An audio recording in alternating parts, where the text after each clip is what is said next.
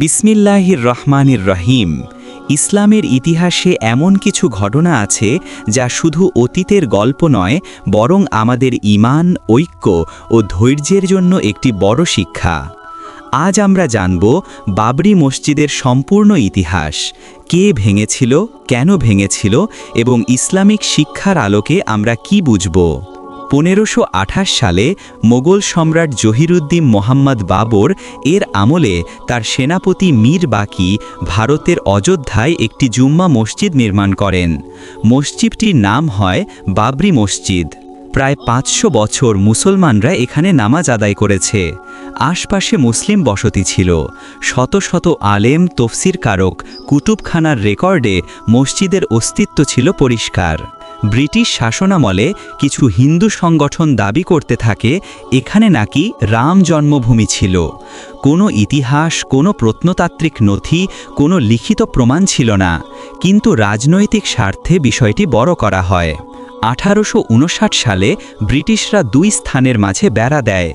এক পাশে মুসলমানরা নামাজ পড়ে, আরেক পাশে হিন্দুরা পূজা করতে থাকে। এটা ছিল ব্রিটিশ বিভাজন নীতি, ডিভাইড অ্যান্ড রুল। রাতে হঠাৎ মসজিদের ভেতরে একটি হিন্দু মূর্তি রেখে দেয়া হয় এবং গুজব ছড়ানো হলো এটা অলৌকিক ঘটনা।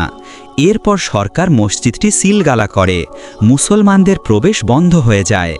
এই সময় ভারতীয় রাজনীতিতে শক্তিশালী হয়ে ওঠে আরএসএস, ভিএইচপি ও বিজেপি।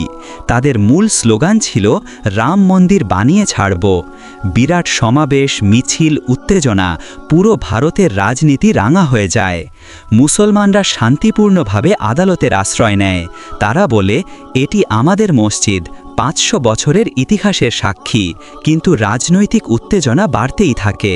6 ডিসেম্বর 1992 প্রায় 2 লক্ষ করসেবক পরিকল্পিতভাবে বাবরি মসজিদের দিকে অগ্রসর হয়। পুলিশ ছিল নিষ্ক্রিয়। ঘণ্টাখানেকের মধ্যেই 500 বছরের পুরনো বাবরি মসজিদ ভেঙে ফেলা হয়। কাঁচ মসজিদের 3টি গম্বুজ একে একে ধ্বংস করা হয়। সারা ভারতে দাঙ্গা ছড়িয়ে পড়ে। হাজারো মুসলমান শহীদ হন, লক্ষাধিক ঘরবাড়ি জ্বালিয়ে দেয়া হয়। এ দিনটিকে মুসলমানরা বলে ভারতে মুসলিম ইতিহাসের সবচেয়ে বেদনাদায়ক দিন। মসজিদ ধ্বংস করা মহাপাপ। রাসূল সাল্লাল্লাহু আলাইহি ওয়াসাল্লাম বলেছেন, যে আল্লাহর ঘর ধ্বংস করে, আল্লাহ তার ঘর ধ্বংস করেন। হাদিস 2। জুলুমকারী সফল হতে পারে না। কোরআনুল কারিমে আল্লাহ বলেন, আল্লাহ জালিম জাতিকে হেদায়াত দেন না। সূরা আল ইমরান। 3। ধৈর্য ও ন্যায়ের পথে থাকা। ইসলাম বলে যে অন্যায় করবে সেই ক্ষতিগ্রস্ত হবে।